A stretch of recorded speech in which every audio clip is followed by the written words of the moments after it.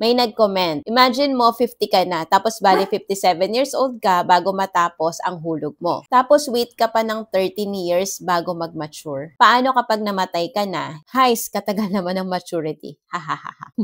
Alam mo, valid yung concern na yan. Pero ito yung kagandahan sa Kaiser. Hindi mawawala yung Kaiser plan mo kahit mamatay ka bago mag-mature. Bakit? Kasi may kasama itong life insurance. Ibig sabihin, kung sakaling mauna ka, yung mga beneficiary mo ang makakatanggap ng insurance proceeds at pati na rin yung Kaiser plan mo ay transferable sa primary beneficiary. Kaya walang tapon. At hindi rin totoo na wala kang mapapakinabangan habang nag-aantay na mag-mature. During paying period or naguhulog ka pa lang, may free annual physical exam, may free dental benefits, at meron kang hospitalization coverage. Kaya importante kung kaya mong magsimula ng mas bata, mas mura at mas matagal mong masusulit ang Kaiser plan mo. Pero kahit 50 ka na ngayon, may chance ka pa rin naman na i-secure ang sarili mo at pamilya. Kasi at the end of the day, ang tunay na may malasakit ay yung marunong maghanda para sa sarili at sa pamilya. If you want to know more, comment #Kaiser below para masend ko yung video explanation sa inbox mo. Retire early, live free, kayang-kaya basta may tamang gabay.